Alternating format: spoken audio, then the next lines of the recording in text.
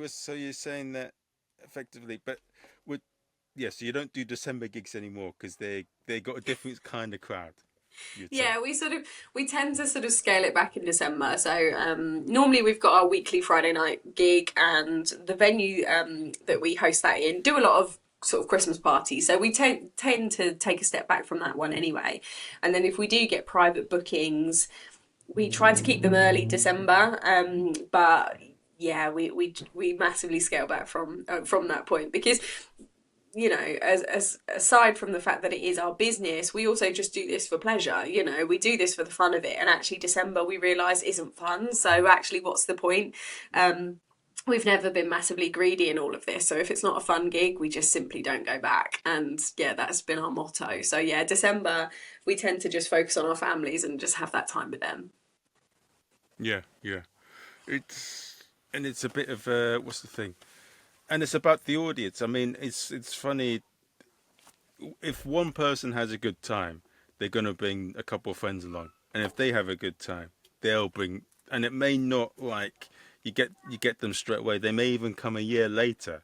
But Hmm. if it keeps adding up, then it's a lot easier to have a good show. Yeah, definitely. Yeah, you need that repetition and that word of mouth. You can be the best marketer in the world, but if you haven't got the word of mouth and those kind of personal recommendations, I think you're going to bomb either way. Because you need that buy-in, don't you? Hmm. I think that's one of the things that's gone on with the London circuit, in Hmm. especially the lower levels. They're desperate to get people in and shove them in, and they're not bothered about. They just want to test their 5-10 minutes out and get in the comedy Yeah. store, but they're not bothered about those audience there that are No. in the show themselves. And No. yeah, I don't like this thing of charging free tickets for audience. I think audiences should always pay for a ticket for any show, and it is in a Yeah. lot of other art forms. We shouldn't be Hmm. making it free. No, no, there's no difference between, comedy and theatre, is there? Realistically, you're still in a room that's been produced by a person. You're still sat in a seat that's, needs to be insured and paid for, and there are still costs associated. So, yeah, I'm fully for the, yeah, there should be a ticket price, whether that's 2-3 quid for midweek sort of new at night, or whether it's 15 to 20 quid for a pro night in the weekend. But yeah, there should be payment for it. Um, yeah, it's a weird thing, isn't it? Because I think I read recently that the comedy industry is worth £1 billion to the UK every single year, but actually then it's got no infrastructure or support from the government. It's bizarre, isn't it? I think in some ways musicians and comedians seen as like boxers or something. We're seen as Hmm. sluggers that Yeah. just work it out. Yeah.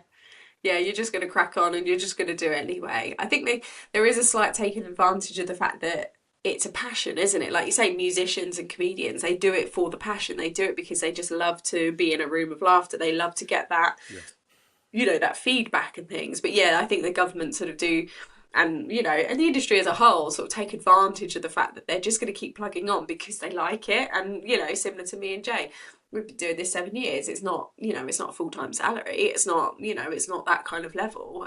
But we do it because we love it, and it's, yeah, it's such a buzz. But yeah, it's a shame that it doesn't get the backing. Sort of across the board, really. Hopefully, that will change in the coming years, but we shall see. It's also not as quantifiable as other industries, like with music. You got a grade 8. You got this with ballet. You got all these sort of schools for it, Yeah. and you got with I don't know dancing. They got all these academies, acting. You got all of with comedy. I mean, you do a course, you get up on stage. A lot of the time, your learning is just on the spot. I mean, Yeah. it it's easier for the government to not for it not to be quantifiable, and then to say Hmm. loopholes and say get around not paying the comedy Yeah. industry.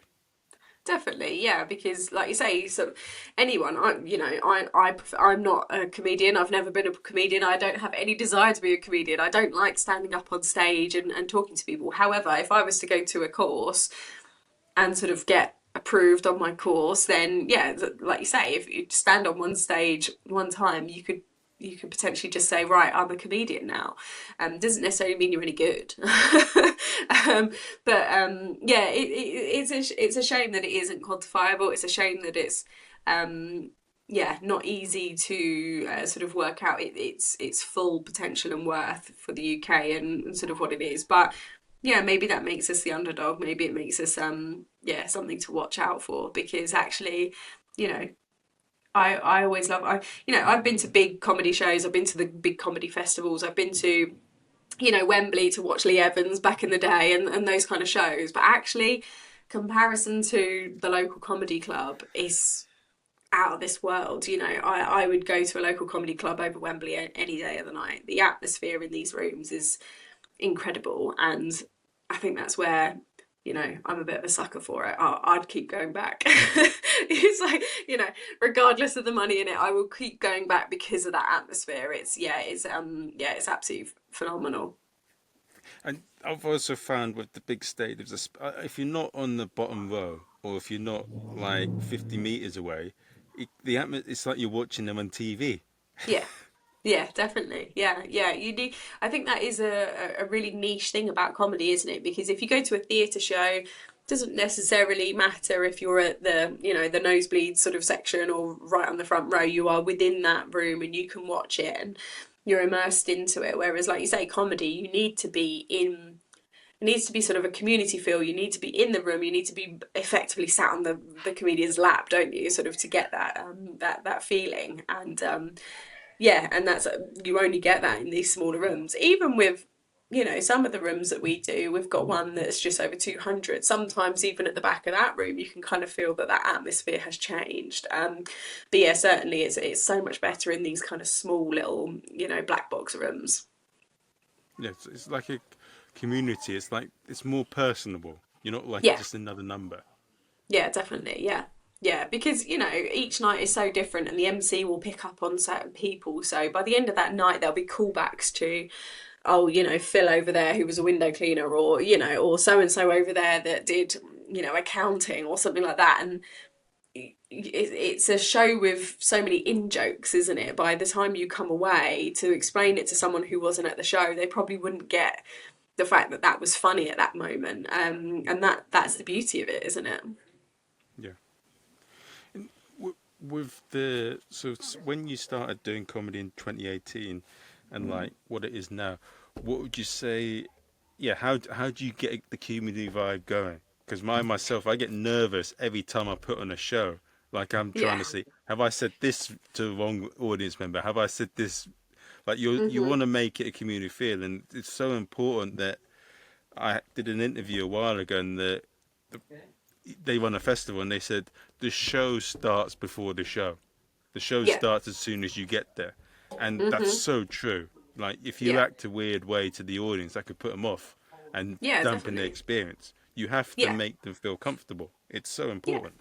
Yeah. And I think we probably weren't very aware of the way that we set up Big Deal Comedy at the time. Was in that community setup, in the fact that we were in a local cricket pavilion, and after that first show, we stayed behind and we ended up just chatting to a lot of the audience members from then, and we sort of, gave them a bit of the origin story, as it were, and sort of gave them a bit of an insight, and then that particular venue then became our home for quite a while, and the audience members were reoccurring audience members, and they became part of the fun. And we used to do silly little things like, if Jay's the MC, if he was quote unquote mean to someone in the audience, they would get a poker chip. And that would give them a free drink, and it would be a case of, oh, I'm sorry I've been mean, but here, have a free drink. And it become a bit of a funny sort of little in joke with everybody. And I think from then until now, we've still got a lot of these people that used to come to Camborne, and and they now come to Cambridge, and we jokingly call them the OGs. And so we, unbeknownst to us, we had already built this community feel from that very first gig. And I think that's just partly the way that we are. This is how we feel. And like I said, it's never been a cash grab for us. It's always been, let's give someone a good night so that they can come away from their troubles, leave their troubles at the door, have a good night, focus on just comedy, and just have a laugh. And that has carried on with all of our venues to date. So we've walked away from venues before that we just don't like the feel of, or we don't like working with, because it needs to be fun for everybody. It needs to be fun for us. It needs to be fun for the audience. And even now with, Town and Gown, which is our, the main hub of all of our venues, all of the staff are invested in the show. They want to be a part of the show. We've always said if you're rude to the audience, you're going to lose the audience. So, the bar staff are really friendly. They're part of the family group. And then equally when they come into the room, it's down on the MC to make sure that they're treated nicely. You can have banter with someone, but we don't sort of punch down. We don't sort of belittle anyone in there. It's friendly banter. It's always an accessible space. So yeah, I think to build that community is a massive thing. I think a lot of the time with comedy shows, it's maybe slightly too impersonal, whereas with us, we've been open about the fact that it is a family business and you're coming to help out a family business here, and we're local, we're born and bred Cambridge people, and yeah, and that's sort of how we done it. And like I said, we had no idea that's what we were building from that moment go, but I'm so glad in the way that we have built it, because yeah, that community does exist and they're so supportive, and it's incredible to have that support. So, with building a community, how far would you say the audience would travel for you if you build the right Oh, community? so well, typically, the OGs, for example, as a key example, so they live in and around Camborne. They travel into Cambridge, which is sort of 8-9 miles away. Then we've also had other venues where they've travelled a little bit further. So you're looking anywhere sort of 10 to 20 mile radius, I guess they would drive. I don't know whether they would then specifically travel to the further afield ones. I would like to think they would, but I also like to think that we've got enough venues closer to them that they don't need to travel. Okay. Yeah, yeah. How many do you run as a whole? 500? Not that well. Individual shows, we're probably in the 200 region a year. Venues, it varies because we have standalone venues and we have pop-up venues. So yeah, over the year we probably work with maybe 10 to 15 venues as a whole over that year. But yeah, shows per year, yeah, I would imagine we're around the 100 to 200 mark. Yeah. I should count one of these days, shouldn't I? So, you got 10 or 15 regular shows that you run. Yeah, so we've got sort of standalone venues that we work regularly with. So like Town and Gown, for example, we do weekly. It's every Friday. We've got one in Saffron Walden, which is sort of every other month. We've got ones that are sort of quarterly, and then we've just got reoccurring sort of pop up ones. So we've got sort of a variety of golf clubs, for example, that will just call us up and say, "Oh, it's time for another comedy night. Let's book it in." And but yeah, I would say between 10 and 15 sort of regulars. Okay. And how that must be very, yeah, how do you manage 10 or 15 children? With a lot of spreadsheets. This is where you need the boring person. This is where you need the boring person like me with a love of spreadsheets, because I think this is the only way you can you could do it properly. I think yeah, there's a lot of nuances per venue, and there's a lot of differences in how we market it and what we need for some of the shows and stuff like. So, for example, like Town and Gown, for example, we can chuck out a post on Facebook and fill a show most weeks, whereas somewhere like Birmingham, for example, we've had to do like paid ads, we've had to do flyers, we've had to work with local companies, to really build that community. And then we've got other ones where they're a bit old school. You need to go in the local paper and you need to go to flyers and stuff. So yeah, to run them all successfully, it's a lot of spreadsheets. It's not fun or interesting, but that's the only way I can do it. Oh, and how do you find out the different nuances? For me, I've noticed that flyering works, but whenever I tried using local newspapers, my God, I'll spend £100 and it's like I could have spent it on Nando's. Yeah, yeah, it's a fun little game, isn't it? You have to test the waters. So if we're going into a new venue, we try to do a bit of everything basically. So we'll go to local press, we'll go to the Uh, flyers, we'll go to social media and things like that. And then as you progress through the shows, you take sort of one of them away, or you add a different one, and sort of see you sort of go down to the data analytics and sort of see where the reach came from basically. But yeah, it's always try and error. It's always just sort of see which one works best with what venue, and yeah, and they're all different, and that's regardless of locations and sort of demographics. Sometimes, you know, some of our venues are quite close to each other, but actually the demographics of the audience are completely different. So actually, then the marketing efforts are completely different. So. Oh, okay, okay. Mhm. Uh, how far do you have them to each other? Because if they're too close, I noticed that there's a big deal, especially up north with some of them. They don't want them in a certain distance, otherwise it will. Yeah, there's a bit of a turf war in some of these areas, isn't there? I think. We we're never, it's obviously always concerning to see another promoter come into your area, for example. However, I'm always the believer that there is enough of an audience if you offer a particular show or a different show to what we're doing. Now, if someone were to come in half a mile down the road from us on the exact same night as us, offering a very similar sort of lineup, then that's where you're going to come into trouble when you're going to, sort of ruin and saturate the market. Whereas actually in Cambridge, for example, we've got a really healthy selection of new act nights and pro nights like ours, and then you've got the big theatre nights and stuff. And I think it to date it works quite nicely. It's not really affected any of our shows, thankfully. I think you can be close, but you need to offer something different, sort of per promoter, I think. Yeah, it's a bit like their Nando's, your Pizza Hut. Yeah. Well, wrong analogy, but yeah, you Yeah, no, need different flavors yeah, of comedy.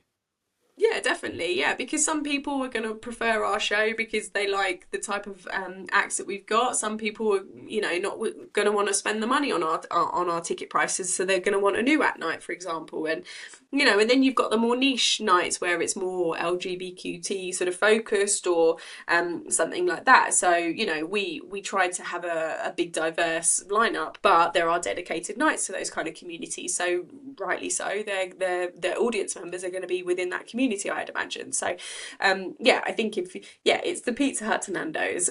Sometimes people just don't want pizza. Yeah, yeah. I prefer pepperoni pizza.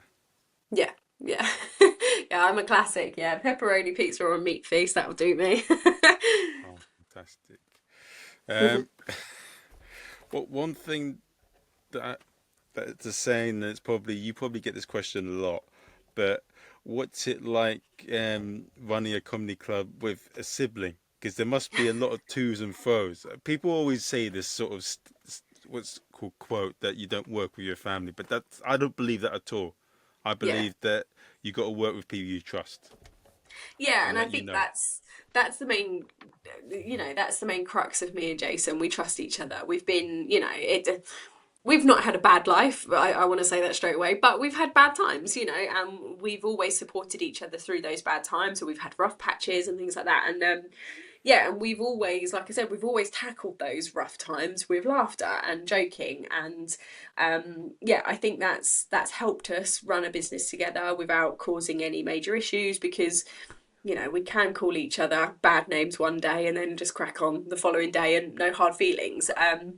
And yeah, I think the one thing for us is we quite regularly get mistaken for husband and wife because obviously, as soon as someone walks in and says, "Oh, you're running it with this male or this female," they'll go, "Oh, you're married then?" It's like, no, no, no, no, no.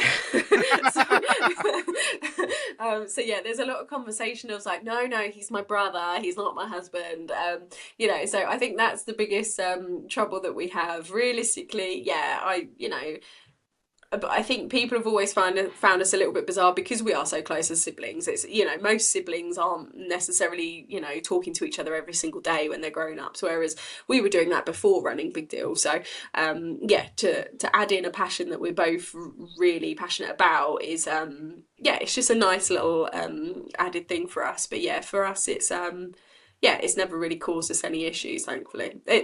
Although going to a family barbecue and just sat talking about Big Deal can get us told off. Ah, okay.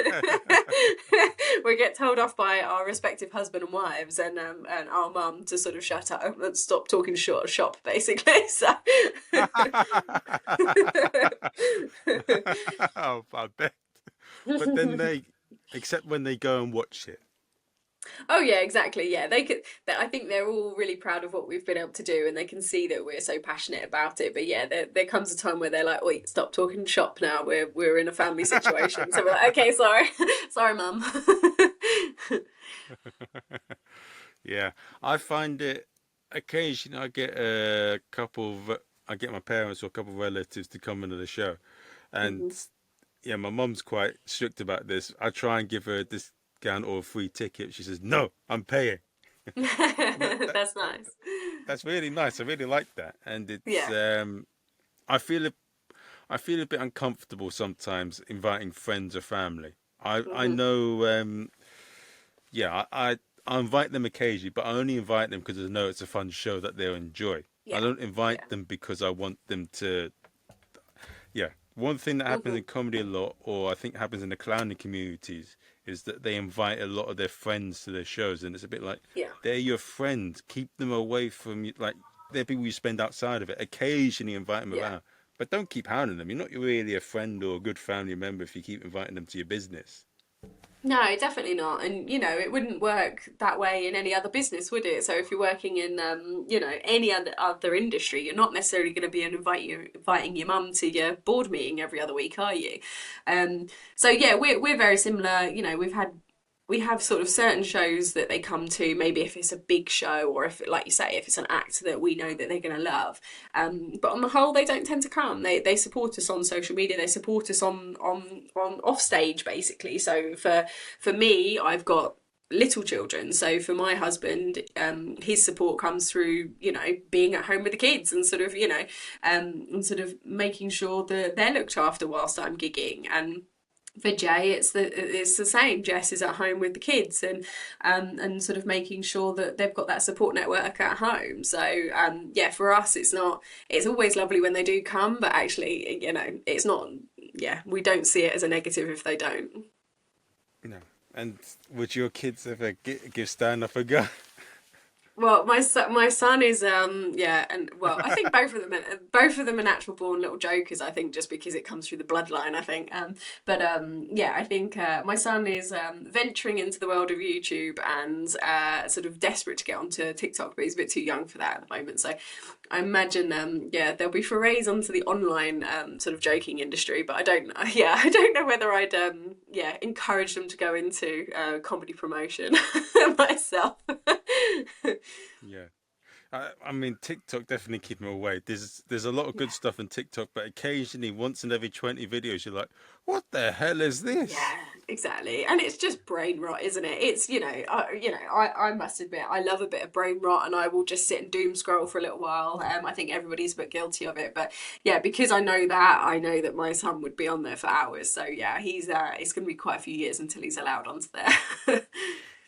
You don't want him to watch Andrew Tate and start calling Oh, people God. all those rude words at school. Yeah, God no. Yeah, awful. Yeah, he doesn't need that.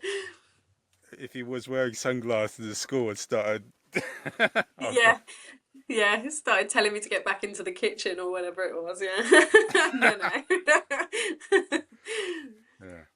But there is comedians are an interesting bunch, and yeah, I Hmm. think keep them away from kids for the most part because they're comedians are great people, but they are we're what's the word for it? We're oversharers. We say too much, and we're not. We say a lot of the wrong things. So you want them to not know the swear words, the dodgy words. Keep them away from comics. Oh yeah, see, this is the trouble with working with your brother and him being a comedian because they've grown up with Uncle Jay being a bit bonkers and a bit rude and stuff like that. So yeah, they're well interested in it. So yeah, Ah, they know the kind of words that will come out of Uncle Jay's mouth. yeah. Does Uncle Jay ever use? I bet he must. A common thing, isn't it, when comedians have kids, they always use them in their sets. Yeah, so he does have sort of a few jokes about the kids, and then sort of over the years, obviously his set has changed, but yeah, there's he yeah, he talks about everyday life. So yeah, stuff about the kids come up. I think at one time there was a joke about my husband. At one time there's a joke about me. There's a joke about my kids and stuff like that. So yeah, they've come up at some point in the last few years. Yeah. Yeah. No, I like running gigs and I like being a comedian, but there's I don't ever find it boring. There's always Mhm. something going on with an audience or comedian. There's always something to deal with, Yeah. and sometimes when you run a gig, you must get a lot of interesting messages when people know that you're a prominent. You and your brother must get all sorts of messages from comics and all sorts of funny things happen in green rooms, all sorts of Oh things, yeah, yeah. unpredictable things happen. Yeah, I've always said that I would love to film the green room and produce it, but I don't think it would last more than about one episode because it would obliterate people's careers. Like, Ah, there's if you think women bitch and moan and gossip, you want to be in a green room with three, male comedians. It's hilarious. Yeah, there is a lot of gossip, there is a lot of stories, there is a lot of tall tales in a green room, and yeah, for me, that's really funny at times, and it sometimes could be funnier than show. But yeah, I don't think any comedian would allow me to film it and produce ah. it. Is there any? Do you sometimes get anything from being a female comedy promoter? Is there any challenges that come from that? Because I know people. Yeah, Yeah, I think there is always a little bit of a worry these days. I think it's becoming more and more apparent that there are, such as life, there is always going to be bad eggs in an industry, and there are bad eggs in life. So, as a female, there is always added risks of just simply being walking back from a gig to your car late at night. You're walking across town centres or sort of through back alleys and things like that. So there's always going to be a little bit of a concern there.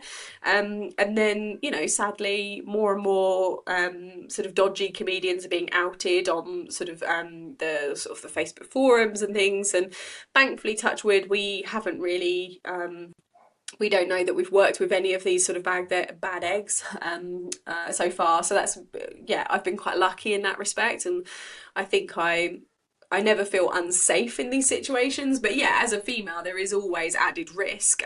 But sadly, as a female, you have that added risk in everyday life, so it doesn't really change the fact. But yeah, it's always something that we need to keep aware of with our acts and sort of yeah, and the staff in itself. When we used to run bars, for example, we'd always make sure the female bar staff, we'd drive them home, for example, and we'd make sure that they got home safe. And there's all these added little things that you need to do for your staff and your audiences and your act safety. But yeah, that's just sadly part of life these days. yeah.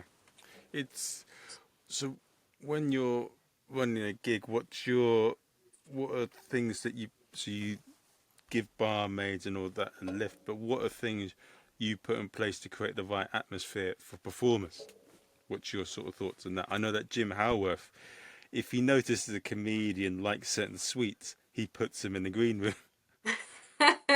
So yeah, we don't go to that level. I would yeah, we always make sure that our acts get drinks. Basically, there's something that we've always done. So if you walk in, we put a bar tab up basically. So the staff would always go and make sure that they've got drinks, and we always just try and make sure they've got somewhere to sit down because you've probably seen it in venues as well. A lot of venues just they kind of squirrel you away in a back corridor where you're beside a disabled toilet, for example, with no real place to sit down. So we always try to make sure that they've got a comfortable area to sit in and they've got some drinks to hand. I know that there's some sort of promoters out there that put on a full spread and sort of food and things like that. But from my experience, most of the acts don't really want to eat before a show, and normally after a show, they just want to get cracking and get home. So yeah, normally it's just yeah, whatever drink they fancy, we'll go get it at the bar.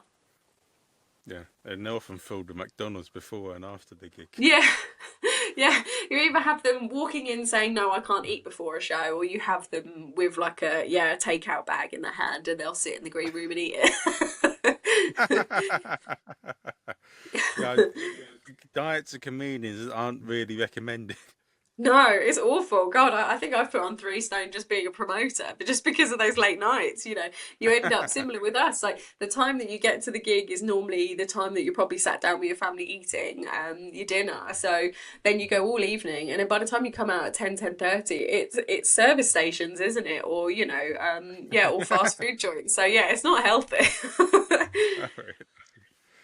And yeah, I always feel, yeah, it's not, but it is. But you have entertaining car journeys back there, I'm Oh guessing yeah, as well. definitely. Yeah, yeah. It's always fun, to go back and yeah, on the way home, just sort of for me as the promoter, I'm thinking, right, did everyone have fun? Did that joke land? Oh, did I get that clip? Because we're trying to, again, because of the day and age that we're in, we try to film all of our shows now. So yeah, it's all those kind of things coming into your head. But yeah, normally on the way home, it's great to sort of just crank up the music and actually go home feeling good because you put on a decent show and it went well. Do you have any interesting stories on like audiences that have come from social media? Like I had a weird, so I dressed up as Asian Zora, and Hmm. I went into Northern Ireland, and I they got a really terrible Chinese dish there called the spice bag, which is just Right. chips, spring onions, and chicken balls. Oh And it's not Chinese food for anyone. no. I'm sorry, Northern Ireland and Ireland. If it's offensive, I don't. As a half Asian, I don't classify that as Chinese food. Yeah, That's no, Northern no. Irish food. Now, Hmm. I said to them, and I put on a big Spanish accent. Maybe it's a bit dodgy, but I say, "You're probably wondering why Zora has come all the way to Northern Ireland." And I said, "It's because of the spice bag." And when I said that, a guy who came to what saw me there, came and watched one of my shows in Mains Park. That was what's been something that you've done like on social media where you've had, or what's been a weird incident or story you've had where they've come and seen your gig, as well as something you've done in person or like on social media. I think in the early days, so yeah, early days of Big Deal, we used to produce really stupid little videos to sort of try and entice them to come to the shows.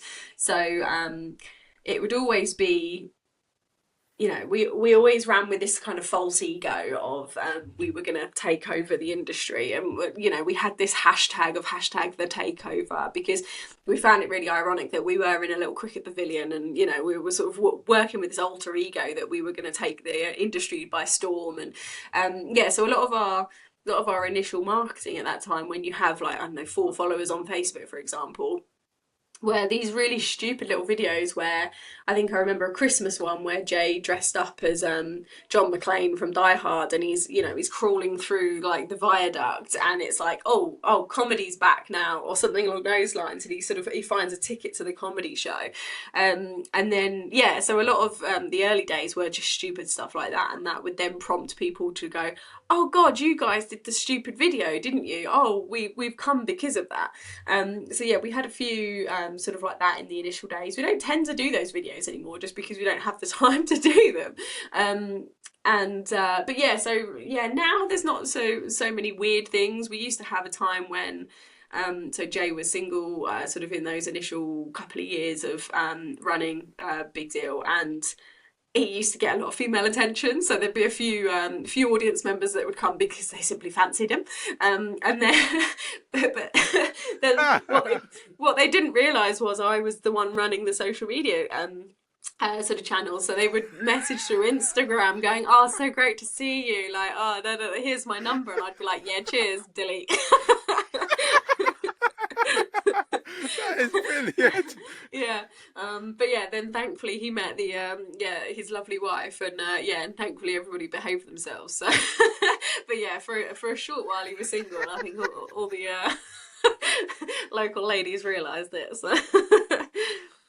Oh, did he get a ring on his finger now? And he goes, uh. I think because a lot of his set is about the fact that he's married and his wife and things like that. So I think they're well accustomed to the fact that he's married now, and also because we'd built that community, we sort of announced that he'd got married on our channels, and yeah, so we were very open about that. So yeah, thankfully no no women in the DMs anymore. What was your first thought when you started seeing It just made me laugh. It just, that? it just made me chuckle every single time. And yeah, he was never sort of interested in them. It wasn't that sort of thing. So but yeah, it did make us chuckle at the time. So But it is a fishy thing, though, isn't it? Because if you're running a gig, you get mixing business with pleasure, and it could always go down south in a very yeah. bad way.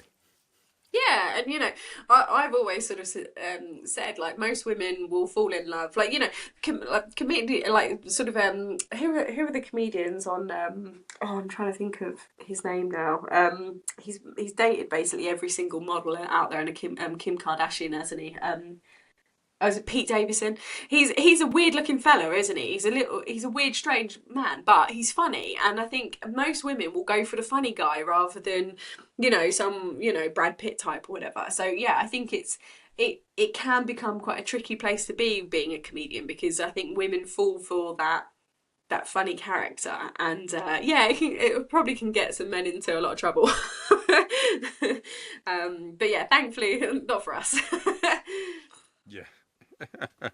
Did you have any funny stories of maybe couples that have come to gigs? I know that Nick Coppin, he runs a show called Shaggers, and apparently he's had three over the 10 years he's done. He's had three people get married because of the show. Well, this is quite a funny thing. So when we used to run the bar, there was one night that my normal barmaid wasn't available, and one of my friends who was single at the time sort of said, "Oh, I'll come and help up." I've sort of worked in bars before, and she came to the gig, and yeah, and she met this guy at the gig, and sort of went on a few dates, and then however many years down the line they've got a baby together, and they've just recently brought a house together, and yeah, and that was through coming and working at a big deal gig. So I will take full credit for that one. So guys, listen up. Forget celebs go dating like Nadia Essex or any of these other guys. Leanne is the dating Yeah, expert you need it's to go me. to. Come and work for free at my bar, and I will find you a husband. But yeah, She no, is. it's funny. Yeah. So yeah, tried and tested. Yeah, happy couple with a lovely, gorgeous little baby. So yeah, it's funny. Ah. Leanne, her middle name is Hinge. Hinge. Yeah. Yeah. Uh, what's it called? Yeah, I do. Yeah, there's all sorts of go in the gigs.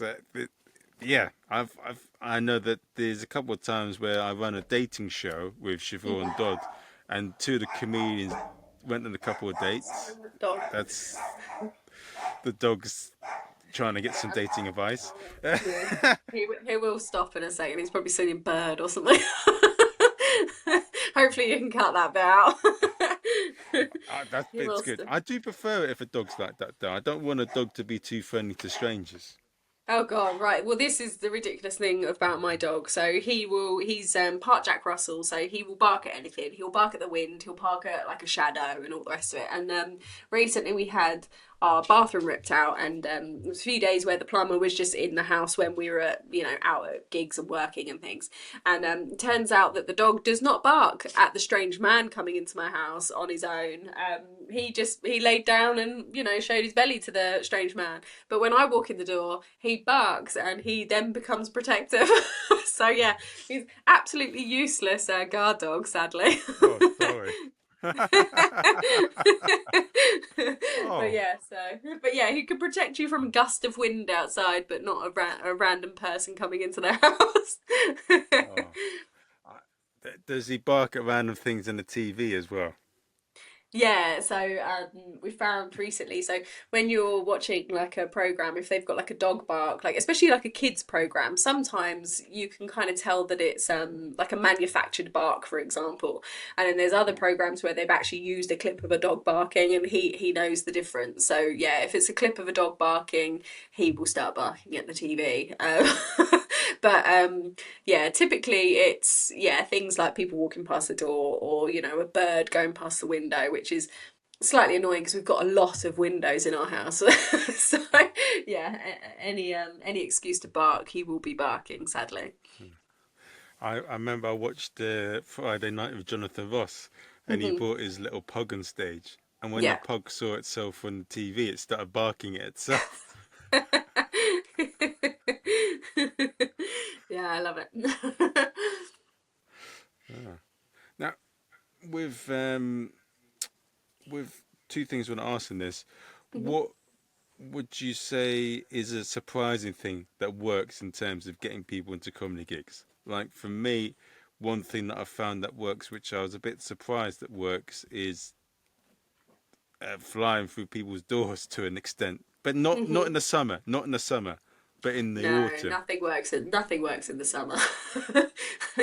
The comedy industry is such a weird little beast in the summer, isn't it? That everybody just kind of goes and hides. Um, I think the best thing for us is building that community and sort of having that local support. I think if it works with a lot of businesses, I think that if your audience or your customers know you personally, they will support you better.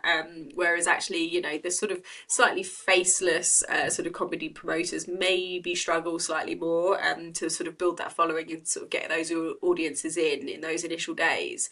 Um, but yeah, certainly for us, it's showing our face, showing sort of the personal side of things. So, like I said, like with Jay getting married, we showed sort of a video, or I think it was a picture of him going on his stag do, and a picture of the wedding day when I had my second child. It was announcing the second child on our big deal page, and it was a picture of the baby on my shoulder with a big deal onesie on, and it's building in that sort of friendship group, I guess, in your audience rather than anything else. And like I said, it differs sort of the sort of the style of marketing differs per venue. So some of our venues work really well with flyers, some of our venues just work better with social media.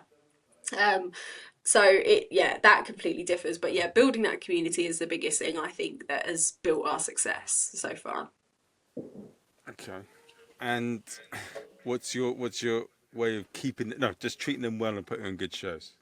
Yeah, I think That's that's it. If they can come in and they feel part of the movement, I guess they feel a sense of ownership to the comedy club. They feel part of the family. When the OGs come in, for example, they'll say, "Oh, where's Jay tonight?" Or, "Oh, I saw you won that award the other day. Oh, well done you." And they feel part of the story, and that's really important to particularly our audiences, that they feel part of big deal comedy. It's not that they're just paying a comedy club, they're coming to their comedy club. It's their local place. So yeah, that's a really big part of it for us, I think. okay. And what do I want to ask now? Um, what advice would you give to comedians out there in terms of getting spots? Because you said you get 50 videos per spot. What are Yeah. things that you would yeah, what advice would you give them for any So actually first hit? off, I did a TikTok video about this recently, actually, because it's yeah, I think it's quite an interesting sort of behind the scenes sort of setup, isn't it, from a promoter side of things? So yeah, so we normally put out a Google form, for example, on the local forums, and we'll say, this Friday we've got a slot or whatever date it is. For any given slot, I roughly get 50 to sometimes 100 applications. My first port of call in that sort of list of, yeah, I get a lot of applications. Yeah, so first port of call in that is to quickly run down the list and see who I've worked with before and who I've heard of before, who I know is good, and they sort of they maybe get a little bit of preferential treatment, or maybe they get first say on some of the gigs. That depends on if they've worked in that venue recently, whether they've sort of worked with us recently, how much work they've got with us. After that, if I don't necessarily know you, I will probably look at the video, and then, like I said, that first minute of your video, if you can capture my attention, I'm going to watch the second, third, fourth minute. If you haven't captured me in that first minute, I'm cutting ties and moving on, in all honesty. Again, I did a sort of another TikTok video recently about your promo video. So a lot of the videos that I see is the first minute is the MC lining up the act, then it's the act walking Oh, onto the stage, then it's them fiddling with their mic and sort of saying, how are we doing? And then it takes them maybe 2.5 minutes to get into a joke, and by then I'm bored and I've just kind of lost confidence in it. And that's nothing against the actual act, maybe the rest of their act is great, but you need to kind of do a highlight reel, and you need to capture me a bit like a TikTok video. You need to capture me within those first sort of 10 to 15 seconds maybe. So yeah, first port of call is, do I know you? Have I worked with you before? After that, is your video good? Is it capture? Is it one that's going to capture my attention? After that, I would normally then go to maybe Jay, or we work with another comedian called Aaron J, who's on the comedy circuit as well, and he does a lot of gigs. So between them, they generally know most acts at the moment, and we will sort of say, right, is this person an opening act? Is this guy like a middle act? Is this person good enough to headline this venue? So it goes through a lot of iterations and sort of a lot of sections of trying to work out who's who. But yeah, you probably get it as well with your gigs, that a lot of the people applying will apply multiple times to sort of multiple spots. So by the time you're maybe on your third, fourth round of doing your Google form, you have a general idea of who's going to suit better for your venues and who's going to suit better for maybe a 5 minute slot or a 20 minute slot, for example. But yeah, it's quite a big task when you've got so many people, because you want to give everybody a fair chance at the venues, and you want to make sure that those lineups are varied, and you're not just sticking to the same 3 or 4 people on the lineups. We've always professed to the fact that we want our lineups to be different every single time. So I go through a lot of due diligence to make sure that we're finding some decent people, and they come with good backing. and how do you get the right mix of acts? What's your thought?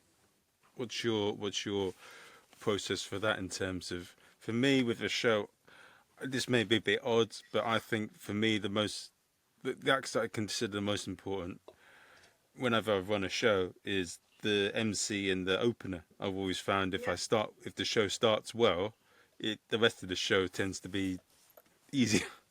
Yeah, that I agree. I think the opening act can sometimes be overlooked as one of the easy acts, but actually the opening act is sometimes harder than the headline act. The headline act is normally walking into a fully warmed up room, a room that is probably slightly tipsy because of the beers, and also a room that is ready and settled in for that headline act. Whereas the opening act is walking in after maybe 5-10 minutes from the MC, and and they've got to really do a lot of work to sort of open up that room. So yeah, I think when it comes to booking, first port of call is always the MC.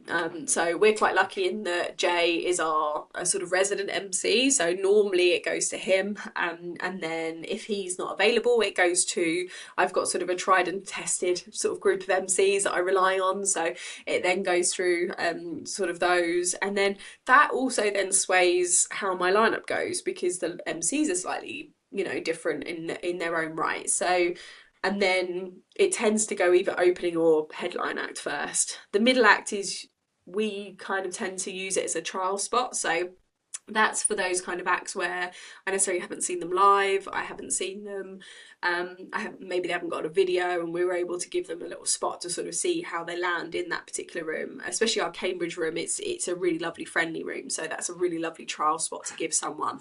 But yeah, it tends to be MC first, and then your opening and headline acts. Mm, yeah. And what's in terms of the opener, and how does it differ based on the MC? In terms, that's very interesting to hear from your side. Yeah, so I would say Jason's quite a middle of the road MC. He's Cambridge, so he's not sort of a particular, accent or way of talking, for example. So he pairs quite nicely with the majority of different acts, regardless of their styles and things like that. Whereas someone like for example, we've worked with like Ash Frith, for example, or Ross McGrain. They're sort of Ross McGrain's obviously like cheeky chappy Essex lad. So I wouldn't necessarily put a cheeky chappy Essex lad on the opening act, for example. I would maybe go for a different sort of style. Ashfrith, really bouncy energy, really really commands the room, which is great. But again, I wouldn't go for a similar style to him. I would try to differ the style. And yeah, I try to make sure that each act is different and it has their own niche. So, you can fall foul of the four straight white males, can't you, on the lineup every single time. So I try to make sure that it's not that. And yeah, I think that helps. I think it gives diversity, and because especially with somewhere like Cambridge, our audience isn't straight white males the whole time, is it? So it's a massive diverse audience. So the lineup in itself needs to be massively diverse as well. So yeah, we tried to get a lovely mix of male, female. Different colours, different races, different religions, and we try to bring that diversity to those lineups. And yeah, it's incredible to see sort of the angle of their comedy because of that. Okay. And one bit of advice: what's your way of avoiding red flags with venues? um, That so normally from my part of view, part of it is the conversation in regards to marketing will really show you the red flag of a venue. Now it goes back to that sort of comment that we said earlier, that a lot of these venues will expect you to rock up with 100 people in a coach, walk in, plonk them on the seat, do the show, get the people to drink all the beers, and then you go home and leave the room nice and tidy. If the venue is not bought into the marketing, or is sort of collaborative in that approach, then massive red flag from my part. You're never going to fill out a room with the lack of support from the venue. Now, if that venue comes to you and says, we've got, a really good regular audience, we've got a newsletter, we can do social media, da da da da da, green flags all the way, work with them, great. But yeah, if they're a little bit evasive about marketing, then yeah, I would try to, I would probably end up avoiding them. okay. One thing that I had recently with this may make me sound like a bit of a knob, but this is what happened with me. A couple There's two venues that I work with. They were, yeah, as you said, they just expect you to bring 50 people and they don't put any effort in. So Mm-hmm. the first thing they said, do you have any deals that I could use to help promote the event? And they said, oh, we're going to think about it. I think next time I do it at a venue, get that agreed straight on before you agree Yeah. any date, because Mm-hmm. otherwise they'll, and that's also a sign maybe they're not going to put much effort in. Because then they'll say, Yeah. oh, you're the promoter, you're supposed to get people in. But Yeah. yeah, Yeah, it's a tricky one. You do learn very quickly, I think, as a promoter, where you get burnt a little bit. We've worked with venues previously that, yeah, have just done nothing, and they barely support putting a poster up inside, and then they query why you've only got four people in the room. Especially if it's a new area. But yeah, it's always part of that initial conversation with us. It's regardless of whether it's us taking the ticket money, whether it's a ticket split, whether it's a flat fee, whatever it is, that marketing for us, it's a non-negotiable that it's a collaborative approach, and both venue and us have to market it to make it a success. And yeah, it's really important that that's in that initial conversation. yeah. And what's been a horror story you've heard about or like you've witnessed from a venue that taught you the most? So we had a venue that yeah, we had a particular venue that was part of a chain of another venue that we were working with quite successfully. So when we got the referral, we thought, oh great, more of the same. It's gonna work really well. And again, they sort of didn't really do any marketing. I think they maybe shared one post like the week of the comedy night. And then when Jay turned up for the comedy, the staff said, "Oh, I thought that got cancelled. Oh, okay, right. The room's all set up, and and, oh, you can go and set up or whatever it was." And then it turned out that all of the staff had effectively told all the people in the pub that it had been cancelled, even though it hadn't. And then they were perplexed as to why we didn't have anyone turn up for this comedy night, even though we had been advertising it. Um, So, yeah, completely unbeknownst to us that they decided in their little head that it had been cancelled, even though they were still prepared for us to turn up on the night. And yeah, so that was a bit of a weird one. That's funny. So yeah, unsurprisingly, I think we did we did a second show with them after that, sort of giving them the benefit of the doubt, and again, sort of marketing efforts didn't change, so we walked away after a while. So, but yeah. Right. Yeah, they're cowboys in themselves, the venues, not just the Yeah. comics. Yeah, it makes you wonder, doesn't it? Because I think a venue with a like a performing space or a private room or something like that, you would hope that they would want to fill it because 50 extra people in the pub eating and drinking is obviously quite a big chunk of money for these pubs and venues. But yeah, I'd be surprised the amount that don't. Come here. But yeah, they could be quite lazy. Ah. Hello, dog. Hello, come say hello. This is the dog. This is Bailey, who's obviously seen a pigeon. He will stop. Oh yeah, there's a pigeon on my wall outside the front now. That's Ah. good. But yeah, so he will stop. We just close the gate. Hey, come on, come here, come on, come on. What's it?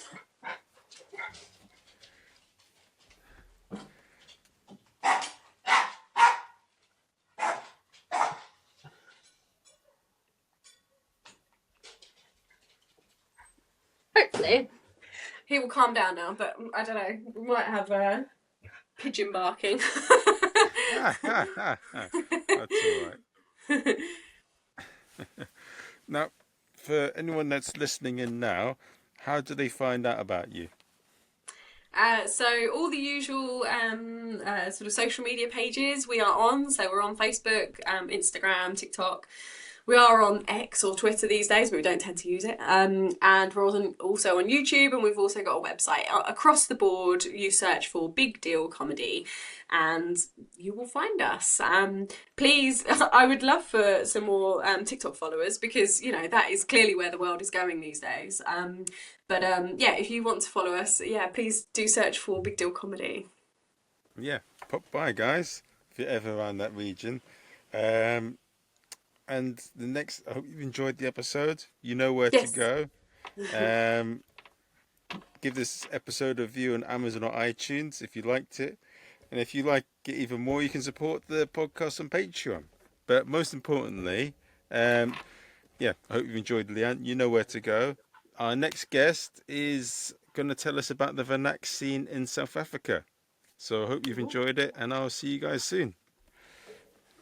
Thanks.